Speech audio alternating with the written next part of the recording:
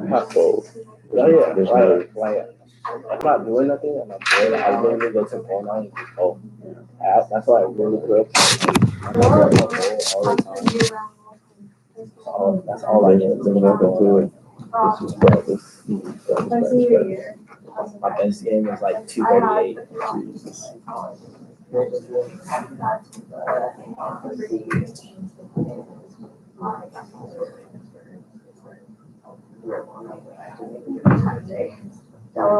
just so crazy how it's like nobody never knew that I was good at bowling until they see me with my ball and everything else. Like, oh really? You that nice? I said, okay.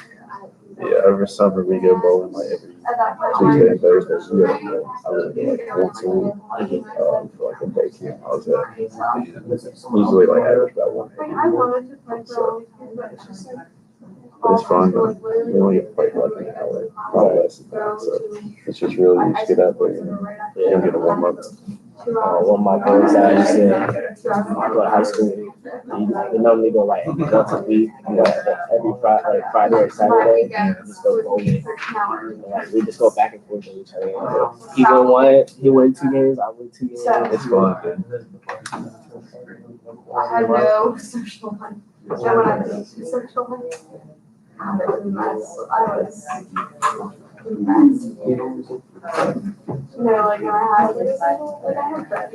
Like when I had friends. You want to start? All right, let's go ahead and get started. Let's have group 1. You can stand up if you can. Just come right to the middle of class, or you can present at the board. Okay. So we're gonna go ahead and have group 1 come up first. Just kind of present. So some of the groups had standards, some of the groups had articles. All right, and you're just going to explain the standard and then just give us an example of what that means.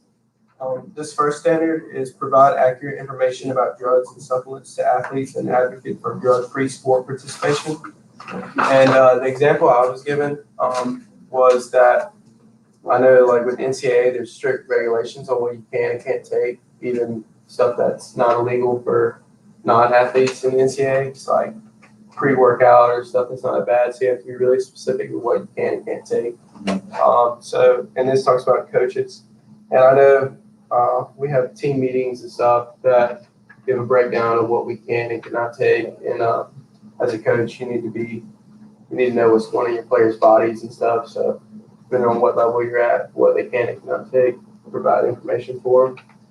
And then the next standard is implement a positive and enjoyable sport climate based on best practices for psychological and motivational principles to maximize athlete and team well-being and performance. And I just know the example I provided was like in the weight room and stuff. It's awesome to be loud and encouraging and like motivational, but I know some kids, I know we talked about it the first day, but some people feed off things differently, and a lot of kids don't like the kind of I put spit in your face mentality of cussing and your grill and all that kind of stuff. So for this standard, just being like positive and encouraging kids when they're struggling and all that kind of stuff. Yeah, nice. All right. Yeah, I'll take that back. So that was good. Good points. He's got some experience here. Obviously, the coach has to know what substances the players are taking because there are banned substances. And if your players are taking stuff, then they can get obviously suspended. That can delay, draft prospects and stuff like that going into it. So group 2, go ahead and come on up.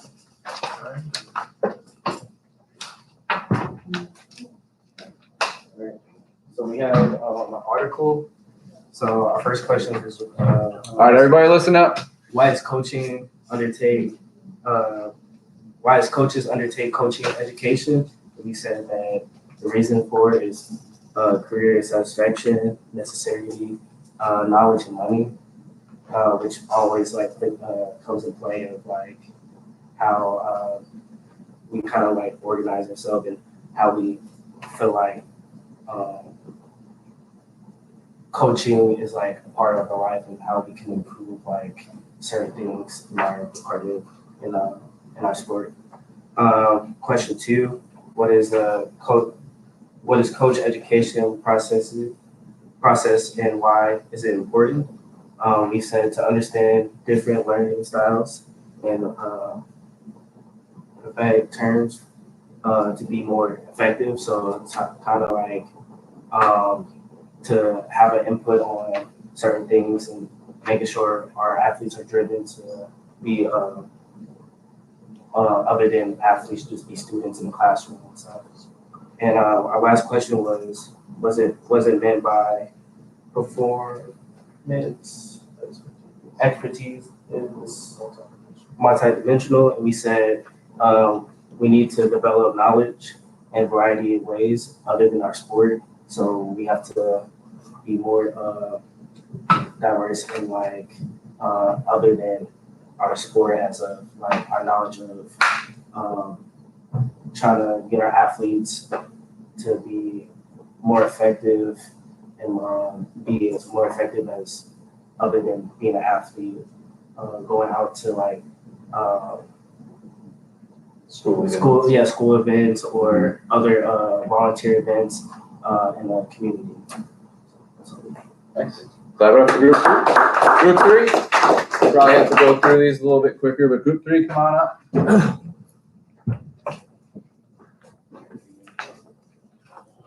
So yeah, there's more than just sports. So like the psychological aspect and being involved in the community, really important for coaches. We have standards, and we chose standard 1 and 5. And for 1, it was focusing on development of the whole athlete, and we pretty much broke that down into focusing specifically on a player, which allows him to benefit in the sport, and it leads to the overall development of the athlete, and where the coach provides opportunities and like beneficial things that helps him expand his full potential in the sport. And we said like an example of that would be like one-on-one coaching, like where they focus specifically on that one player to get better in that position, where like overall benefits the whole team. And it also like allows him to, you know, increase his like potential for maybe scholarships and other things like that. Nice. Yep. Oh, you still have one more? All right, go ahead. Well, then we had standard 5, and that was just manage program resources in a responsible manner. We said that was just basically like coaches managing program documents, like kind of like record keeping. Then an example of that basically just be like a coach like handling and looking over athletes' physicals. Okay. So, nice. Clap it up. Okay, all right, group 4. Okay, really important. I really like how they emphasize the one-on-one coaching, individualized coaching. Okay, group 4. So we had questions. And our first question was, what's the social nature of sport? And we kind of just said like to provide encouragement to like your players and just like everyone like who's playing for you, just to like help them get better. And it can also help you like build connections, like build like a strong social network of like people you know. And like research shows that like if you have a stronger social network, you're like more likely to be healthier like later on in your life and like be like less of a chance of diabetes and like heart attack and stuff like that. So like if you're more social, like sport can really help you like with your just the social aspect of life and just like help you like get to know people and like build those connections. And for number 2, it was, what does research say about sport and mental health? And we said that like physical activity and just like playing a sport in general can like, it's like a positive increase basically, or positive. Increases self-esteem. Increases self-esteem and has like a positive like impact like basically on you, like can just help you like stay healthy, just like physically and mentally. So Okay. And for 3, it was, what does this article say about physical activity and achievement? And basically like people assume that like if like let's say you're in high school and like you spend more time like in the gym or like playing a sport, like they assume that like it's gonna like help you in the classroom. But like research says like it doesn't really play an effect. Like according to like standardized testing and like research that's been done, it doesn't really have an effect like on like your classroom performance. So even though that's what most people assume. Nice. All right, clap it up. Group 5. Oh, you got that? Did you turn in your article? Yeah. We have the Playing for Success article, and our first question was, how can sport develop communities? And we found that they engage the community in both planning and playing, and also fundraising for local sports activities. The second question, who are and what do volunteers do in sports? Volunteer effort in sports has a high social and economic value. It makes a major contribution to provision of sporting opportunities. And the third question was, what is the Knights Hoops program and why is it significant? So the Knights Hoops program, it actually, I don't know where the statistic was found, but it said that it actually decreased crime by 25% in the community. And their biggest objective is just education and life learning skills to teach that to the youth. Yeah, I'm not sure what city that was, but I remember reading that. Yeah, 25% though. What's that? Chicago. Was it in Chicago? So just keeping kids off the street. Cool. Nice. All right, group 7.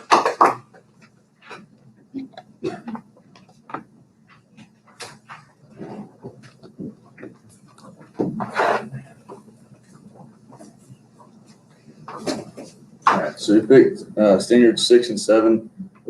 So first, which is model, teach, and reinforce ethical behavior with program participants. To me, sound a lot like lead by example. The example was keeping your personal life and your coaching life, keep them separate. Don't bring personal issues to practice because then that starts affecting your players, and they feed off of you, so off your energy. And number 6 was abide by the code of conduct within the coaching context. So we thought it was like a person that goes straight from the book. And there's like no exceptions, like they don't steer away from, doing different things. It's just what they always have learned. And what I think is usually people that are like that are old school coaches, but sometimes that works because they wouldn't be in it for that long if it didn't work. I know for some sports, like specifically like basketball and soccer, it's not, if you know the basics, you kind of, get a ground of what, how the sport works. So I feel like, the basics and going by the book is kind of a good coaching standard. Nice. All right. Group 8.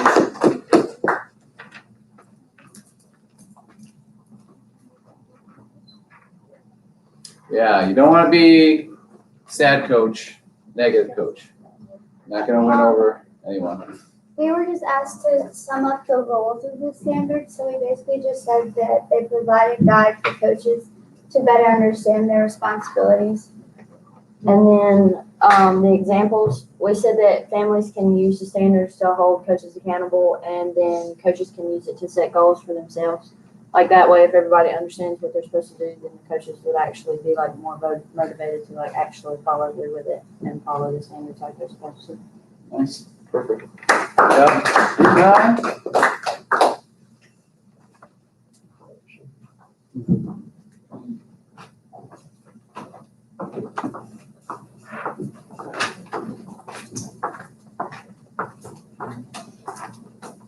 Alright, so we did standard 14 and 18. So standard 14 says identify and mitigate physical, psychological, sociocultural conditions that can predispose athletes to injuries. And basically what we talked about is like coaches having a good communication with their players. So talking to them and being like, hey, how have you been sleeping? What has your diet been like? What other physical activities have you been doing? Just to kind of gauge how their athletes are feeling and whether their athletes are in good condition to be able to do what they're supposed to do with the team. For standard 18, the coaches need to support the decisions of sports medicine professionals to help athletes have a healthy return to participation following an injury. I'm a huge hockey fan, and anyone that knows hockey players will try to play through broken bones and a lot of injuries, and a lot of times they do. But the example we used was NHL concussion protocol. If a player hits their head on the ice or the boards a certain way, they have to go back and be evaluated and they cannot play. And there's other situations that have come up where a player's gotten hurt on the ice and the coach has to step in and send that player off or they will not go off for the medical professionals. So coaches just have to be aware and really keep in mind what is happening with their players on the ice to make sure they don't get more injured down the road. All right, group 10 and 11. My first question was, what does the article say about athletes quitting and why? And the article said the behavior of coaches and parents. And then what I read from that was like unwanted pressure, like because it was the statistic was for like younger kids, and like you're still trying to learn the game at that point, so you don't really need all the in your face like coaching, which some coaches and parents will do.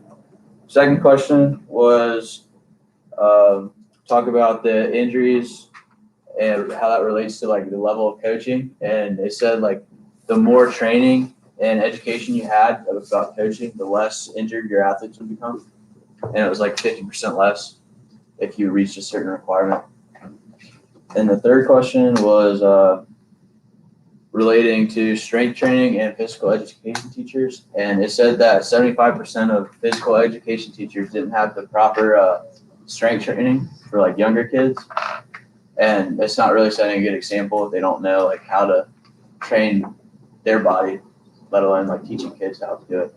And then the last one was the learning domains, and it was cognitive, which was like knowing the skills to play the game, I think.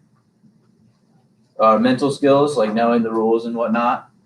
And then the second one was attitude, and just how to get better at attitude to keep going. And then the last one was motor skills, and that's just the skills to play the game. Perfect. All right, real quick. What is the main goal of sports education model? It's to educate students to be players in the fullest sense and to help them develop as competent, literature, enthusiastic sports people. Number 2, what is the benefit for students? Increase investment in PE, increase learning, increase life skills. What are the benefits for teachers? Increase freedom from direct instruction, promoting teamwork. Overall thoughts as a group, comments, recommendations, results, argue for or against. It's pretty good. Helps active learners learn better. Cool. All right, Claudia. All right, thank you for speeding that through. All right, everybody. We'll get out early on Tuesday, I promise. Thank you for sticking it out. I'll see you on Tuesday.